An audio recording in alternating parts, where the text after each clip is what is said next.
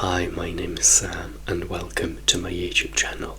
It's been requested that I talk about my relationships and what I think about relationships in general. So it's something that I've always wanted to talk about, but I could never quite find the right time or way. But because now I have more of an active reason for it, it's time. Let's dive into it. So thank you to the subscriber that mentioned it. She knows who she is. And now, before we start, it would be great if you could like this video, subscribe to my channel down below, and let me know in the comments what you think about relationships and about what I'm about to say. So this video will be about what I think, and then I'll make another video with a few fun stories about my love life, which is non-existent. So before we start, I have to say this: I have never been in a relationship, so everything, all the concepts and all the philosophical thoughts that I have about relationships are thoughts of someone external to this world. So everything that I am saying now might change the minute I fall in love. I have never been in love, so I don't really know what that feels like. I don't know how that affects your life, your mind, your soul, your heart. So I have a very, let's say, mathematical point of view. I have a very mathematical and external perspective on this. So I think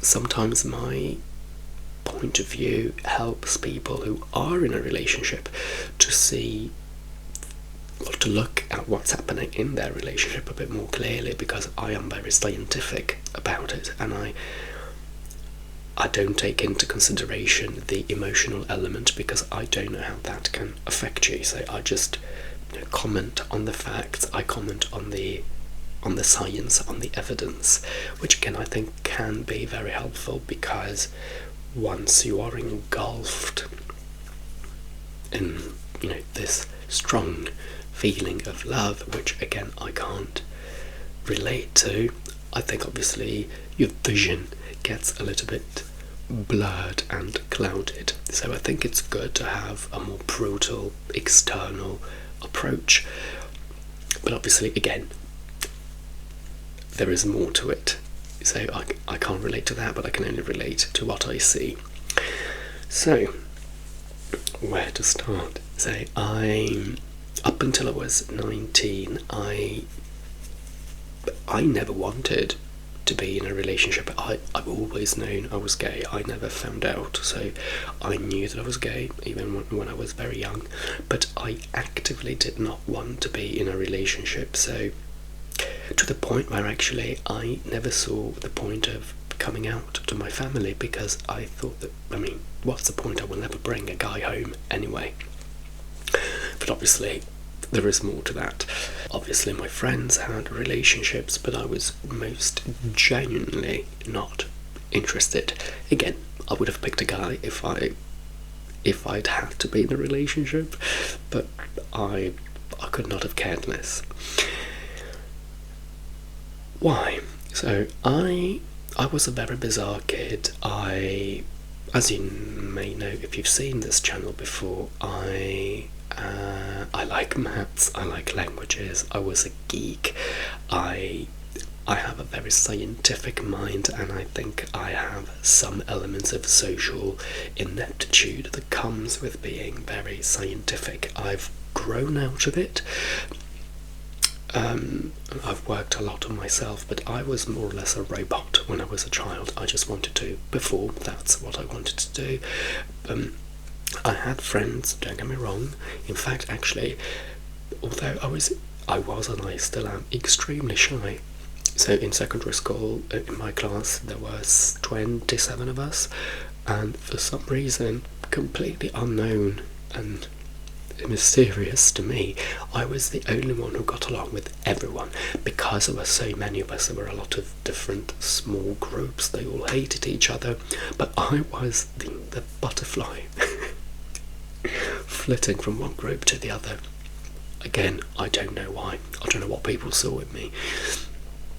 But yes, I was very shy and I was more or less a robot. So yes, relationships were really not an issue for me. Then I moved to London and I studied acting. So the first year I was still a robot, but then the second year, this guy from Austria, half Austrian and half Ecuadorian.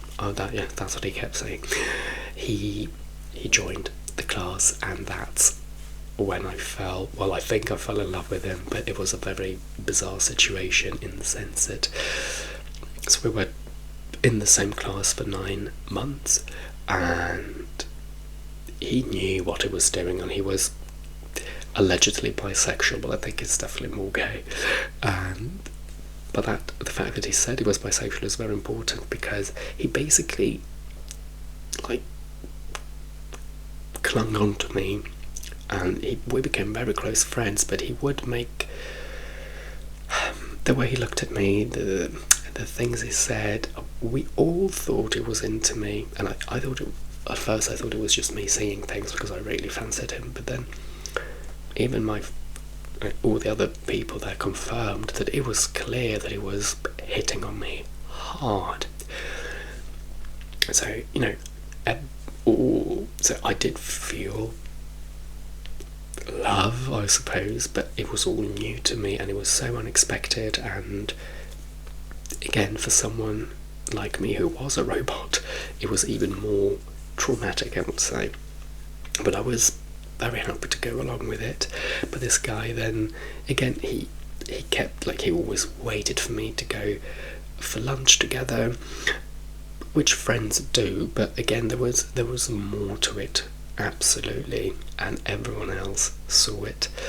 And yeah, the things he said, the things he did, we started going out together as friends. But then it got to the point where, I was really interested in him, and I was sure he was as well. And I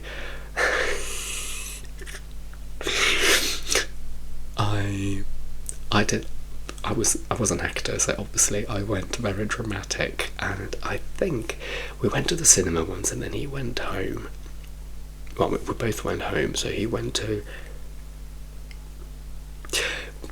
Yeah, we didn't live too far from each other, so there were only a couple of tube stops between us.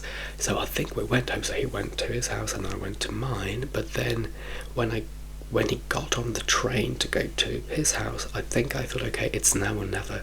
So I texted him and I asked him to wait for me at the station. So then I went to his station and I told him, look, I like you, and I'm only saying this because I think you like me back. Then he basically said that he liked me as a friend and nothing more, and I was very, obviously, gutted, but also very confused, because again, his actions didn't really,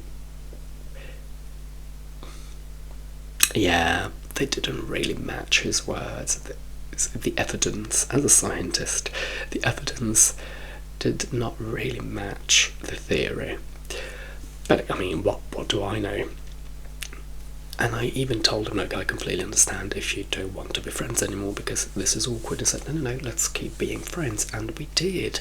We kept doing the same things again, to the point where after a few more months, I had to say to him again, look, I know we've had this conversation before, but the more than friendly behaviour that made me think you liked me the first time, it's still here. And then he denied that, and then from that point on, he never basically spoke to me again. But then what he did, he started flirting with this girl that was all over him. So basically my first brush with love was not only to be rejected, but also I think he did it on purpose. He then flaunted and rubbed this sort of flirting with this girl in my face for 5 months. It was awful, absolutely awful. And obviously I had well, I didn't have the tools to deal with this because I'm a mathematician.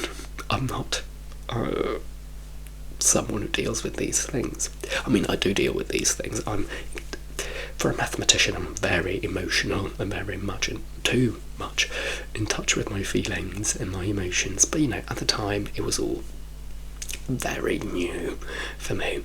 But anyway, so that was my first encounter with love. And then, oh gosh, I will tell you some stories in the other video because they're funny. But yes, that's just how it all started. And so, this is just a bit of a background. And so when I tell people that I've never been in a relationship, they are in shock, everyone, because of the way I look. I've recently done a video about not being modest. So because of the way I look, everyone assumes that people want to be with me. And it's true, pulling is not a problem for me. Like a one-night stand would not be a problem for me. The problem is that so everyone assumes that I've never been in a relationship because I've never wanted to be in one. And again, up until I was 18, it was true, and I don't like many people, that's true, but I also have to say that I've been very unlucky with the amount of people that I've met in my life. So again, because of the way I look, and also because I am very likable, if I do say so myself, people think that I spend my days looking outside my window at the queue of suitors that want me, and I just go, no. But that's not the case. There are no suitors at my door.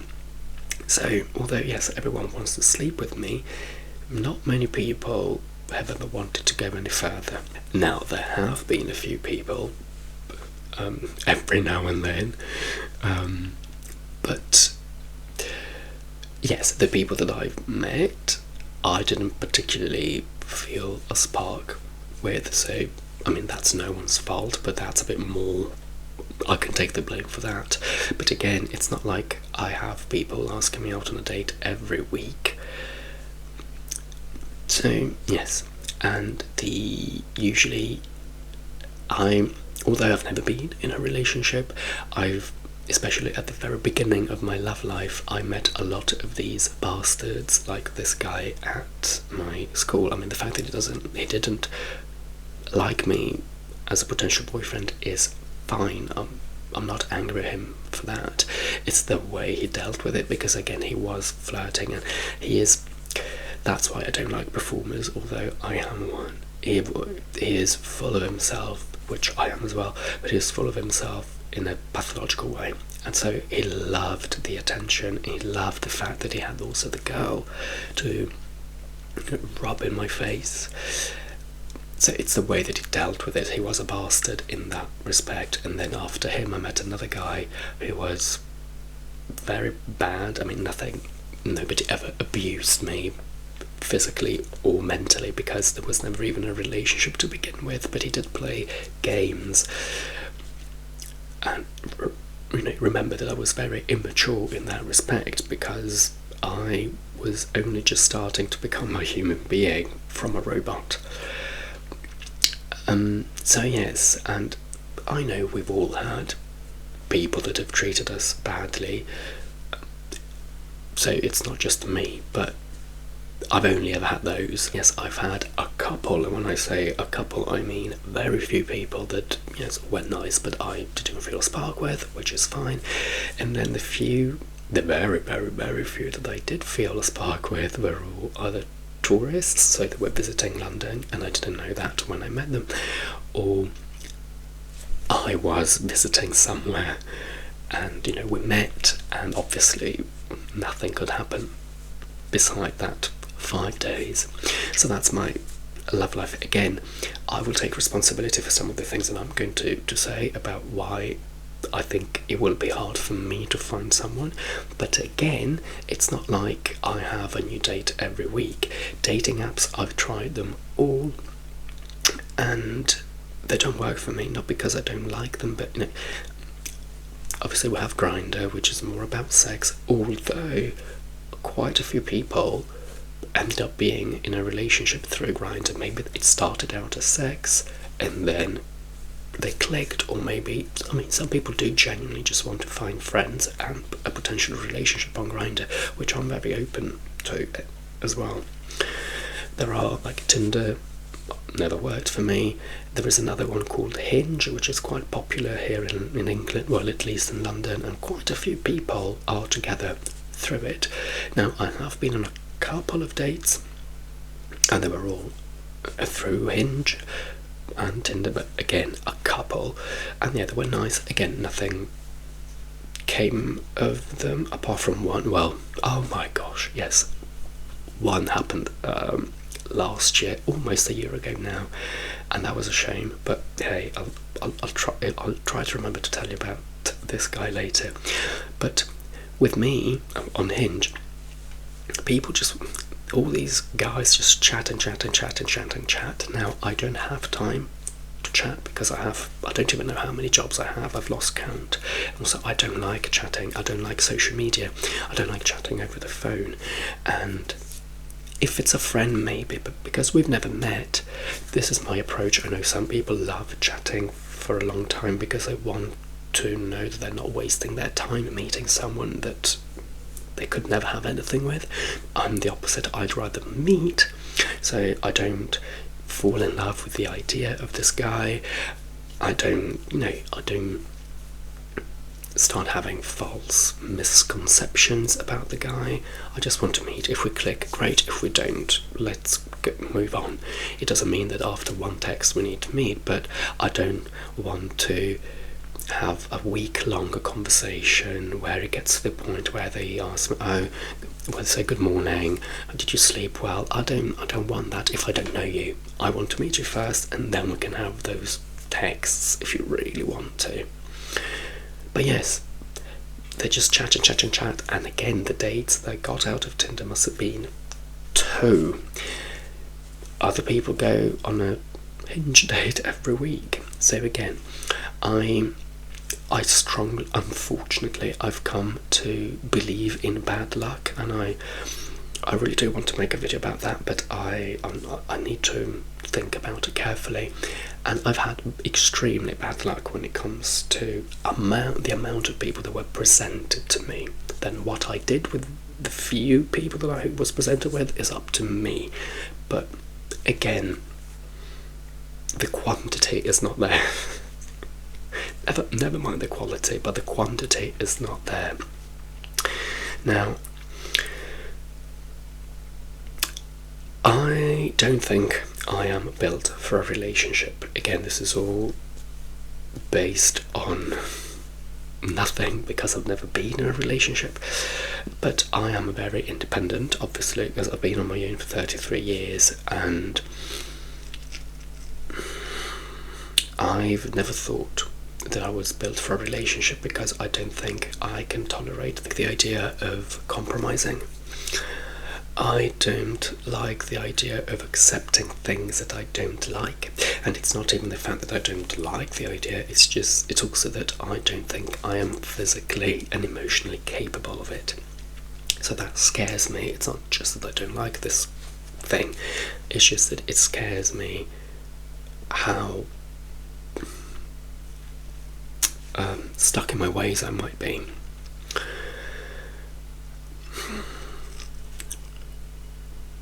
And based on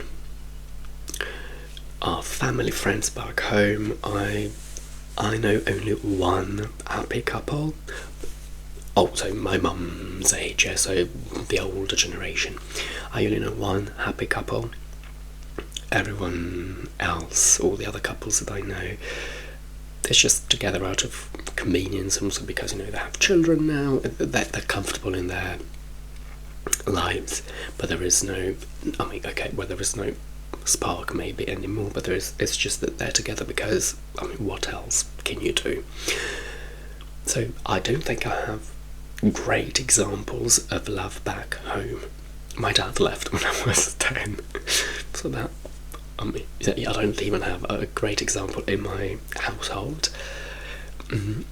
But I see relationships obviously around me. My friends, most of my friends are in a relationship, and I have to say, based on their relationships, I can see more of the positives of being in a relationship when it comes to my friends and how they live and interpret their relationships.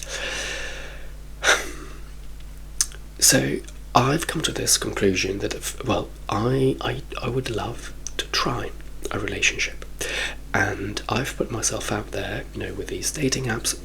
When I go out, I'm always open to meeting people, potentially romantically as well. Now, I understand that a big initial selection comes from me, and it's quite brutal because I don't fancy many people, and if I don't fancy you, that's a no. Call me shallow, which I am. I don't think I am one of those people. Some people say that they don't particularly care about looks, they fall in love with a person, or maybe they don't find someone attractive to begin with, but then through talking to them, they find themselves more attracted to them. I'm not like that. I need my eyes to be pleased first, and I don't fancy many people, not even for a one night stand. So if you take me to a club or a pub, I can find you 1, 2, 3 guys that I fancy. So 3 guys that I would let touch me physically, and so that limits obviously the amount of people that I can have a relationship with, because maybe there would be people that I would click with emotionally and intellectually, but my brain and my heart would not even let me consider that, because I would just friend zone them immediately. Because yes, I do need to fancy people, and I wish I fancied more people. But so obviously that's on me. But other than that, I have to say that I don't really know what it is that I want, because I've never experienced any of this. Yes, I don't drink, I don't smoke, I don't do drugs, and I would prefer someone like that, although I know that it's extremely hard. So I don't even know if I would be willing to to accept someone who drinks normally, so not someone who has an addiction problem. I wouldn't want to have to settle for that, because that would be settling. But at the same time, I think I have to be a bit flexible on that, even though I really don't like the idea. Not because I would look down on my boyfriend for drinking. I would feel very sad for him, because as I mentioned in the video about me not drinking, I'm against anything that alters your mental state, because it saddens me to know that you need external help to be happy, to enjoy a night out. So knowing that my boyfriend needs that would make me really, really sad, and I'm not sure I could cope with that. And I don't look after. Oh, I should have mentioned this in that video. I don't look after people who drink. So luckily, I've never had people. So my friends know that, and maybe I managed to surround myself with people that do drink, but not excessively. But they know that I will not be the guy holding their head and their hair up on the toilet seat while they throw up. If we go out and you decide to drink too much, I will leave you there, because I will not let you ruin my night through something that you've decided to do to yourself. If you faint because you're not feeling well, of course I'll take you to hospital, but I will not let you ruin my night for something that you've chosen to do. So I would not do that with my boyfriend, which obviously would be considered terrible, and I think I would feel terrible for not helping my boyfriend like that, but I do not want to have a boyfriend that puts me in that situation. So again, that limits even more the amount of people that I can be with, I think. But drinking, to be honest, has never been the first problem in the way I sort of reject people immediately. First of all, it's the looks. I need to fancy them, and then we can talk about the rest. So yes, I don't think I am built for all the dynamics and all the compromises and all the the adjusting to having someone else in your life. I mean, I have friends, I have family, but it's different. And I am very passion driven, so I'm a singing drag queen because I'm a performer and I love it, so my job comes first. So I would never say no to a show because I need to be with my boyfriend, because remember that I perform at night, so when I perform, that night is gone, so I wouldn't be with my boyfriend. I would never say no to a show because I need to be with my boyfriend. I wouldn't want my boyfriend to do the same for me. But you know, when you hear stories of the couple moving to a different country or a different area of the same country because one of them had a job offer or because one of them just wanted to move, I don't think I could ever do that. If my boyfriend wanted to move for whatever reason, for whatever legitimate reason, I don't think I could. I mean, I'm pretty sure that I couldn't, and I'm pretty sure that not everyone could, so it's not just me being extremely selfish, but there are some things that I could never see myself do. But again, maybe the minute I fall in love, I will be the one saying, you know, we'll do whatever you want. So I don't know how I behave when I'm in love because I've never felt it and I've never been in that situation. But yeah, the compromising and the even simply picking, you know, if we ever move in together, even picking the right area. How can you compromise on something like that? My brain just doesn't understand it. That's a problem. Maybe again, once a minute, I'll find it very easy. And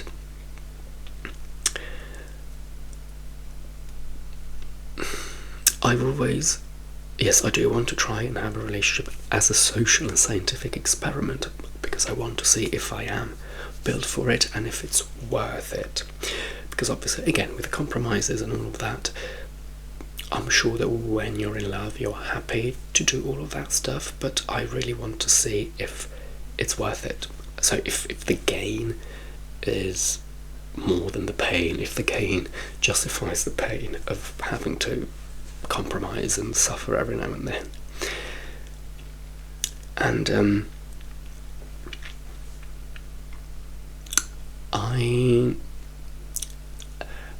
I've always wondered why I've never been in a relationship. Now, I as I said before, I used to be very weird, and I'm still weird. I'm definitely more sociable now, but you know, I'm a bizarre character, and I understand that I'm not for everyone, and I can be a lot to take in. So I understand that. But, and although I am not actively desperate to be in a relationship, I've always wondered why not more people are interested in me. Because, you know, when I tell people that I've never had a boyfriend, they are in utter shock. They literally can't believe it. And again, not just because of the way I look, but also because of my personality, and I can see that they genuinely mean it and they genuinely believe that I am a very nice guy to be with. And this is them saying it, not exactly me. Although I think I have good quality. I definitely have good qualities that could intrigue people. But yeah, apart from a couple of people that I rejected because I wasn't interested enough in them, again, not many people have ever approached me. I don't really go on many dates because people again don't approach me in that way. And I've been told all sorts of things. I've been told that because of the way I look, I'm too intimidating, and also because apparently I come across as very confident, which I mean, I'm extremely shy. So I don't. When people started telling me this, and many people have told me that, I was like, I mean, really, you're now literally clutching at straws, trying to find a reason why nobody wants me, because coming across as so confident that I would scare people off, I mean, I will take the fact that I'm scaringly handsome. I'll believe that. I'll take it. But did I come across as too confident? No. But so many people have told me that I have to believe it. People have told me that I look like I have a boyfriend already because of the way I look, because of the way I am.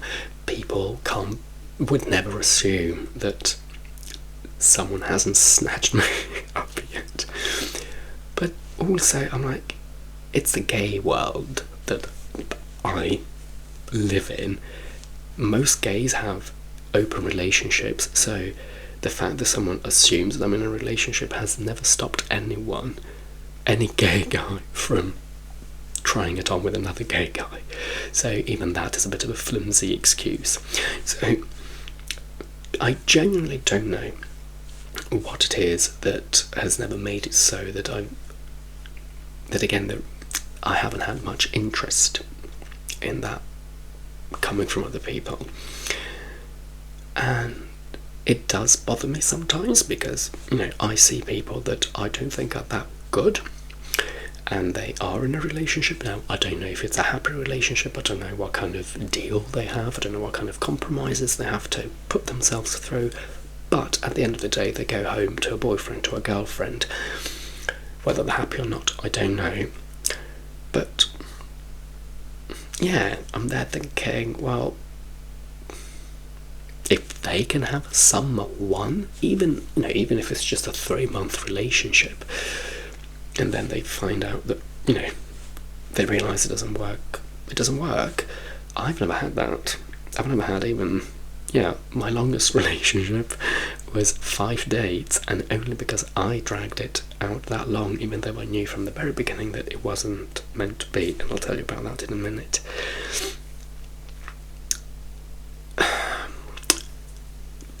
I feel so, yes, I do feel very confused about the fact that, really, no one, apart from these tourists that I can't have, really?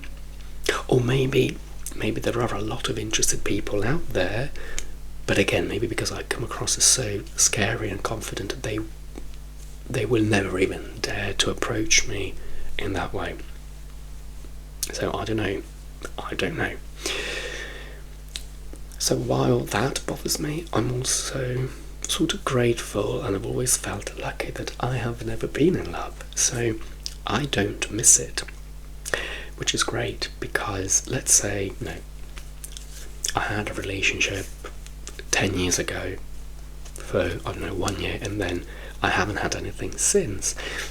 If that had been the case, well,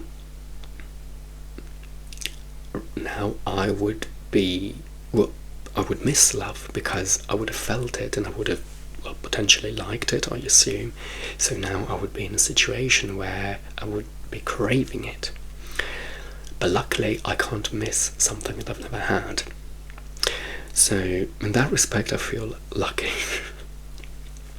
And as crazy as this may sound, now, if you believe in anything, God, call it whatever you want,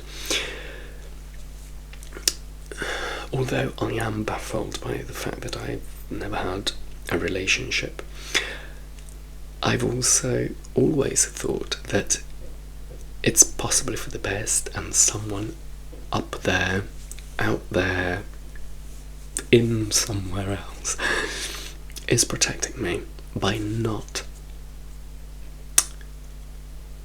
letting me have a relationship. And I'll tell you why. Because I am, and especially I used to be, very socially inept. I always feel like I'm always behind, and I'm always learning how to be a functional human being on a social level. And so there are, I think, and I know that I always say the wrong thing at the wrong time to the wrong person. I'm very brutal. I can't lie. So I don't have any social filters, And sometimes these things make me feel uncomfortable because I know that I might accidentally create a socially awkward situation, or I might hurt someone without meaning to. Now, this is how I feel. I don't really have any evidence of this. I've never had any friends or anyone telling me, oh, you said that thing, you did that thing, and that hurt me, or whatever. But it's just how I feel. I understand that's just my personal hang-up, but I can't really shake it. And I think that as much as, again, I would like to feel love, because I've had a taste of it with all these guys and all these tourists, and it feels nice. So although I would like to try it in full, I think that being in a relationship would kill me psychologically and emotionally from the inside out. So it wouldn't, I'm not even blaming the boyfriend, it's completely unrelated to my boyfriend. I think I would be in a constant state of second guessing myself and thinking, oh my gosh, did I say too much? Did I do too much? Did I say that right? Did I say that wrong? Did I accidentally offend him? Because if I want to offend you, don't you worry, you'll know. So yeah, it would be very clear that I want to offend you. But I always feel like I accidentally offend people by being so blunt, by not being able to lie. So I think all of this emotional and psychological turmoil would make me really unhappy, to the point where I would want to end the relationship. And again, regardless of my boyfriend could be the most perfect boyfriend that never even asks me to compromise, but it would just come from me. So I've always thought that someone up there is protecting me by not putting me in this situation, because it would be extremely detrimental to my soul, and I think it would destroy me. So even if, again, I were in a happy relationship, in an objectively happy relationship, or in a relationship where, based on the facts, I should be happy, I would be internally unhappy. But again, this is just unfounded conjectures that I have in my brain. So yes, it's just a very bizarre concept for me to even think about, and yes, it does sadden me that no one is interested enough in me to even want to give it a go. So if I think about it, it does make me a bit sad. But luckily, I never really do think about it, because it's quite irrelevant to me, because my life goes on anyway. I'm used to not having a boyfriend, so I'm so busy that actually that's also a problem. I am so busy that I'm not even sure I would have time for a boyfriend. So again, I can function perfectly well on my own, and I'm extremely grateful for that, because I know people that go from one relationship to another without any cheating or anything like that, so they genuinely move from one to another, and I'm sure they mean well, but I find it a bit weird that they just can't be alone at all, and I think there is something unhealthy there as well, but what do I know? So I'm perfectly okay on my own with my friends, so I don't need a boyfriend. When I went to Manchester Pride, I made a video a while ago. It was me and two couples. So yeah, all my friends are in a relationship, but it doesn't bother me too much. Now, yes, so with these people with these tourists that I meet, I used to be very angry at the fact that I met them, because I was always left empty-handed, as always. So I got a taste of, liking someone, and then they left, obviously. And I used to be very angry at that. I used to think that, if I'm meant to be alone, don't tease me with these boys. I mean, I've come to terms with the fact that I will never be in a relationship, and I do mean it. You know, people say you never know and blah blah blah. Well, I'm a mathematician. I mean, I'm 33, and I know some people say, oh, my friend found love at 38. Yes, but they've had relationships before. I haven't had a relationship before, and that actually makes me uncomfortable when I meet people.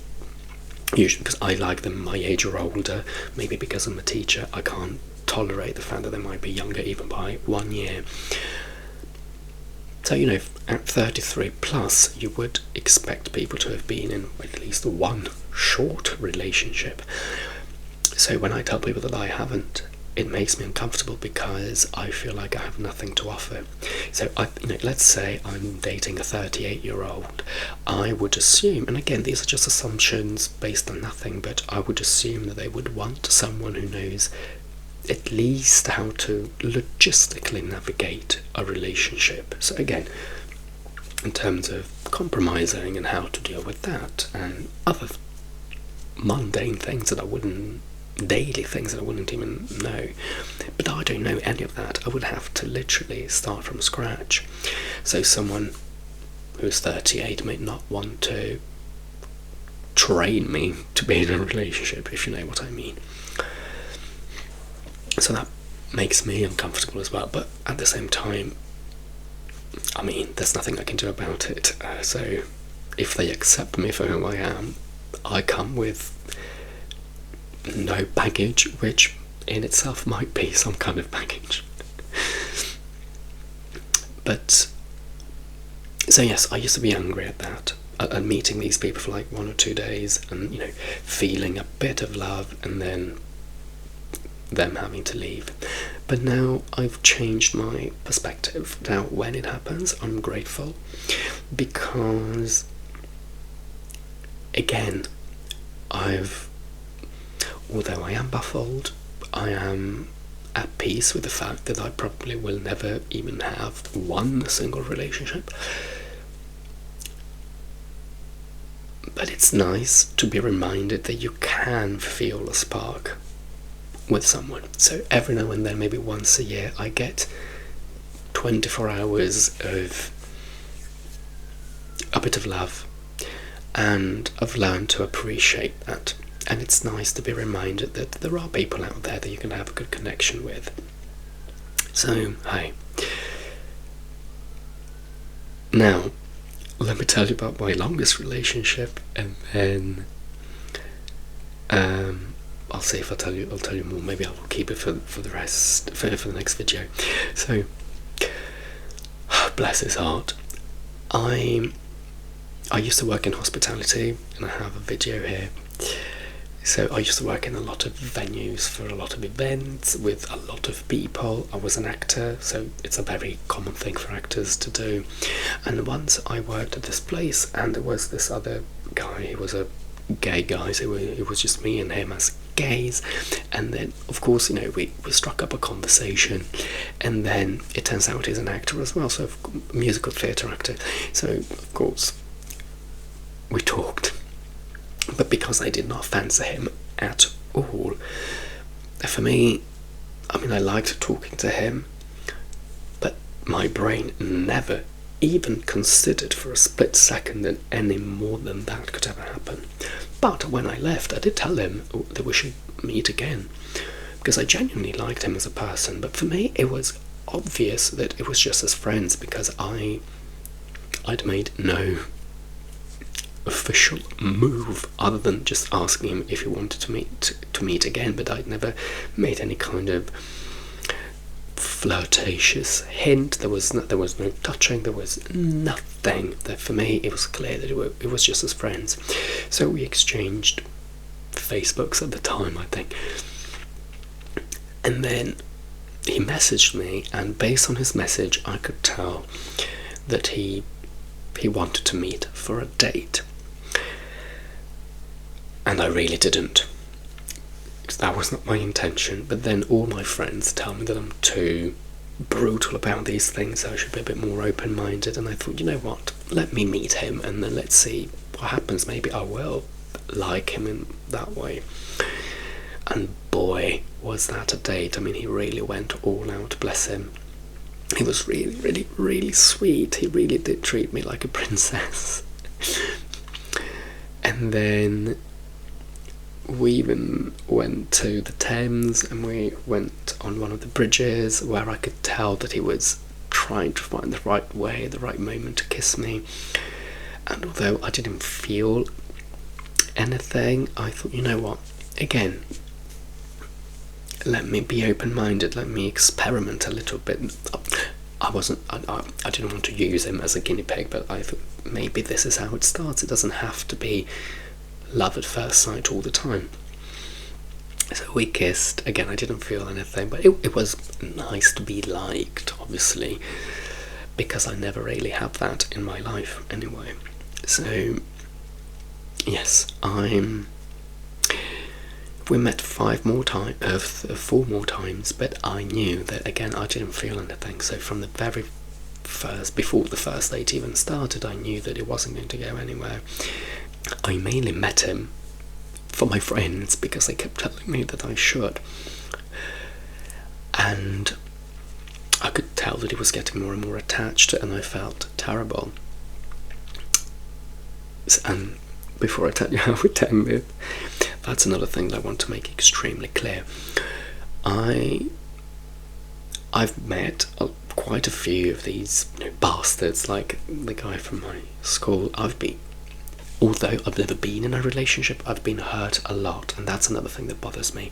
In all this pursuit of love, I've only ever got the painful bits without the good ones, because even with these guys that I do like, but they're only here on holiday, I get a lot of suffering when they leave, and I get a taste of positivity. With this guy from school, I only got the negatives because he was playing me, and with the other guy as well, and with idiots that don't text you, that ghost you, blah blah blah blah blah. I've only ever had the painful parts without gaining anything from them.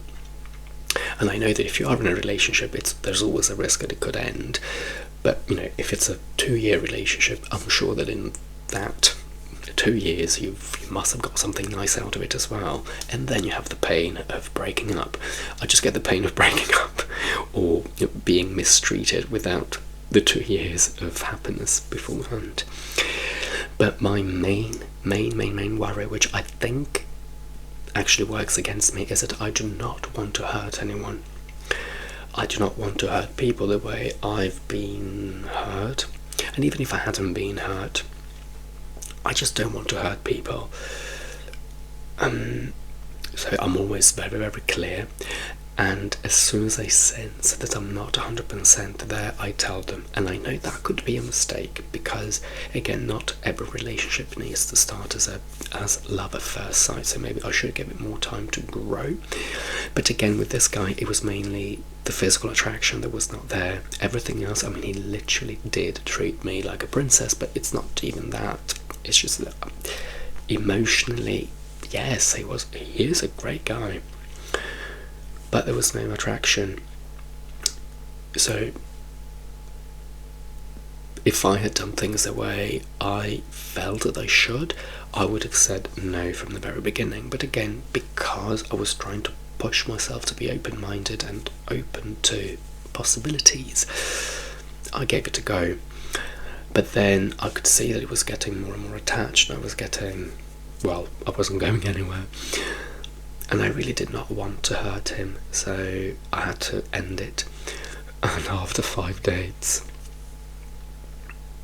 I can't believe I did this. It's so bad of me. So we met. I asked him to meet me in Leicester Square, so central London. We sat there, and I told him that things had to end. We had sex once, and even then I was like, oh no.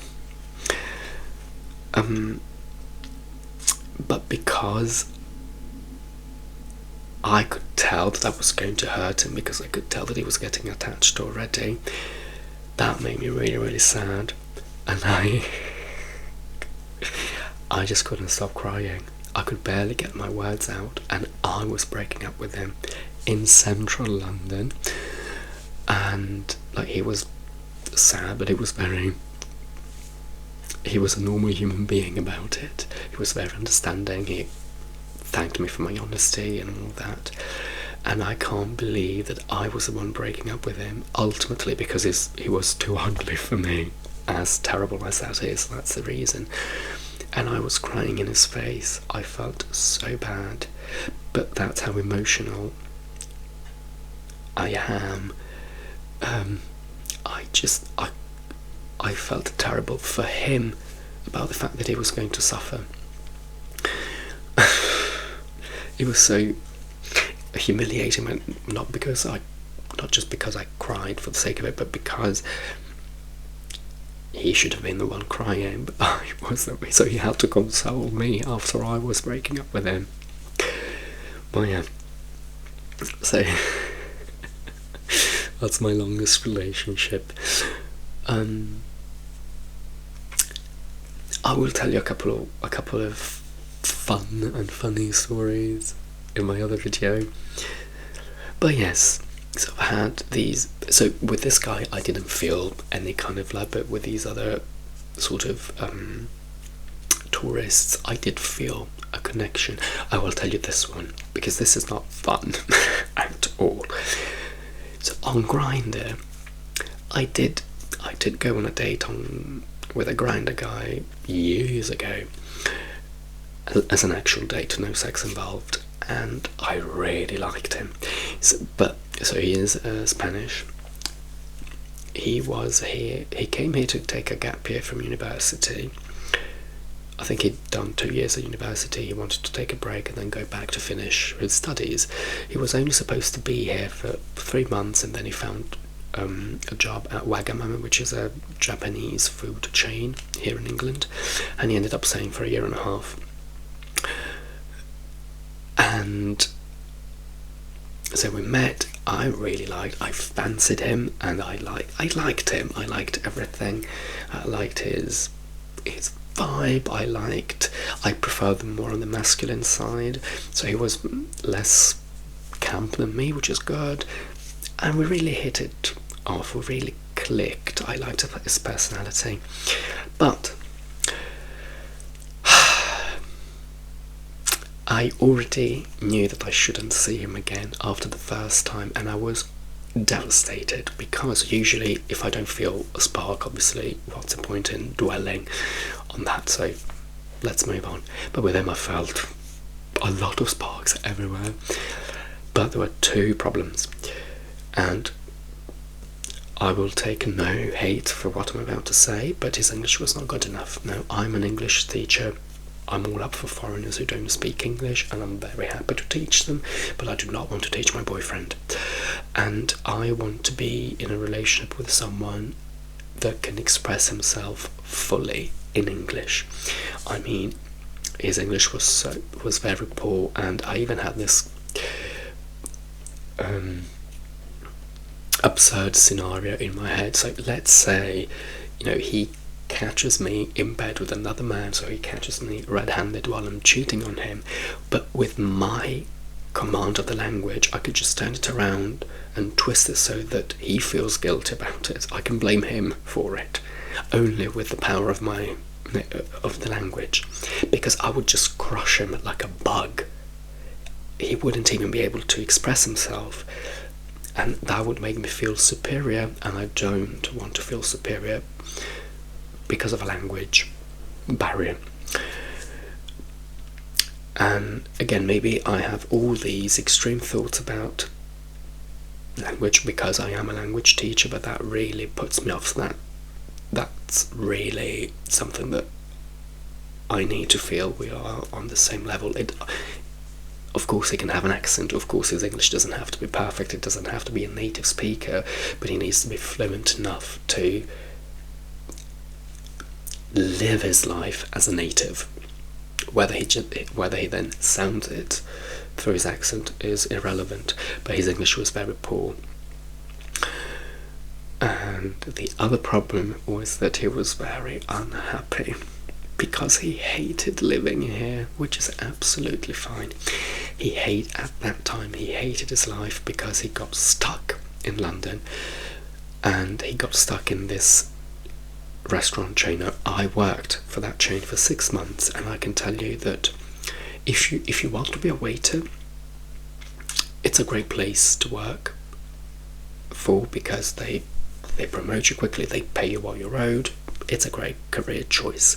But if you don't want to be a waiter as a life choice, like he was just trying to make a bit of money, it kills your soul. I only lasted 6 months. He was there for 1.5 years.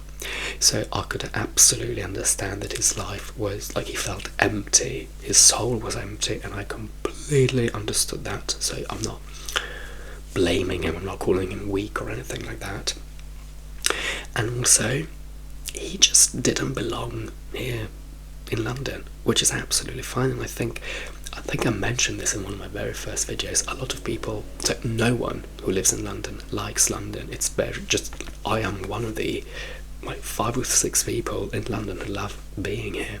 Most people come here for money and then they want to go back home. And the beauty of London is that a lot of foreigners come to London thinking that they want to run away from whatever country they come from, because they don't like it there. But then when they are in London, they understand that actually they did like their life back home. And I think that's beautiful. My best friend, who we never thought would go back home to Spain, funnily enough, she went. It was devastating, and it still is, but I'm happy for her that she realised that maybe actually Spain was the place to be for her. So this guy just was not supposed to be here. He was never here to stay to begin with. He just got sidetracked and stuck. So when I went home, I was devastated, because I really did want to see him again, because I really liked him, but also I knew that couldn't work. And you know what, he's English, I could have compromised, but his unhappiness, I couldn't. And people told me that I could become his happiness, and I said no, he needs to be happy enough on his own, and then I can add to the happiness, but I don't want his happiness to depend on me. He needs to be happy enough in his own skin. And he was extremely unhappy. So he wanted to see me again, and on my friend's advice, again a recommendation, I went, fully knowing that it wasn't going to go anywhere. We had a great time, but then when we went home, then he wanted to see me again, I think the 3rd time, and I had to say, look, unfortunately we have to leave it at that. And then he even asked me why, and I told him, I said that we are on different points in our lives and different paths, but we stayed friends. And this is that's when I say that I don't like when people meeting these people, and then so I get teased a little bit and then they leave. What I'm really upset about is not the fact that I'm not in a relationship, it's the fact that I get mocked a lot by destiny, by fate, by God, you call it whatever you want. And it's not just by letting me taste these things, but also when I get mistreated a lot.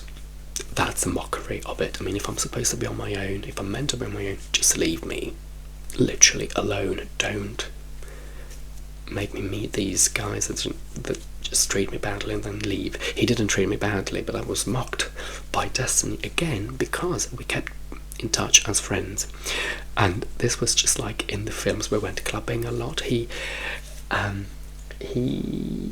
does Latin American dances and he can move. And when we went clubbing as friends, then he had other friends as well, but it was literally like in the films. We would randomly, out of nowhere, we would just stop and freeze in the middle of the room, like on different sides of the room, and we would just stare into each other's soul from the distance, because we were really attracted to each other. Really, really attracted to each other.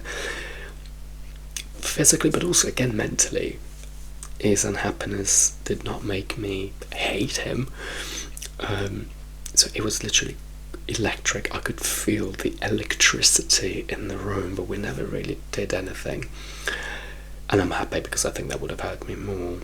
And then, after a while, he said that he was going back to Spain. So he'd made a decision to go back to Spain. And I think it's because I opened his eyes to the fact that maybe he should go back. But what that meant was that in the time, between when he made the decision and he then left, he was really happy. So that made him even more attractive, because now the problem was only the English. But he was extremely attractive because he just oozed better vibes. And that was very painful. That was very painful, because I could see him. He was there, standing right in front of me, and I couldn't have him. So that was a mockery of it all. Then he was a bit of a bastard when he left, because we were supposed to meet at a pub to say goodbye, and then he never told me. Like, we said that day, that would be the day, but then he never told me what time. So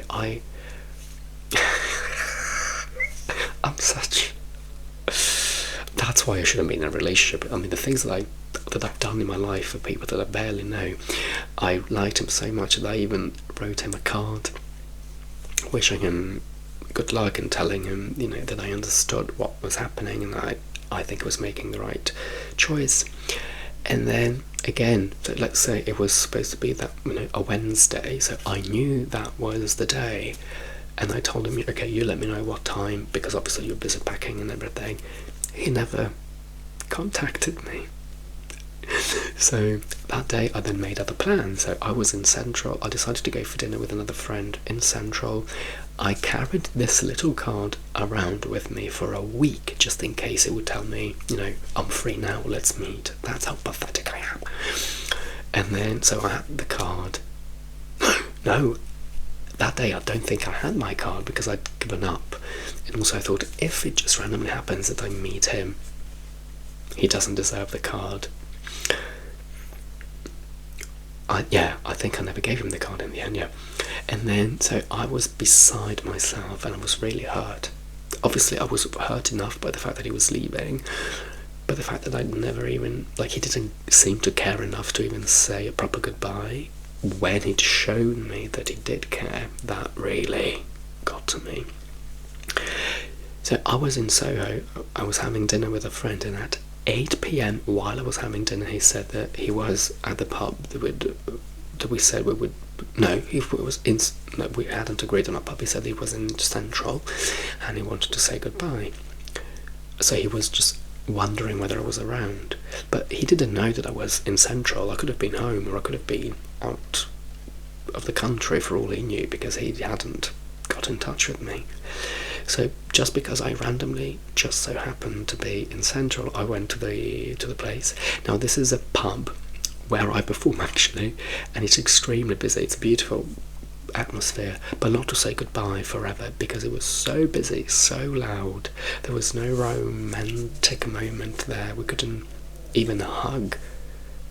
So he was there with a friend as well. So we just said, a quick goodbye, and then he left. And then, so that's a mockery that I hate fate, destiny, or whatever for, because I don't need that. Okay, tease me, let the guy go, but don't mock me like that.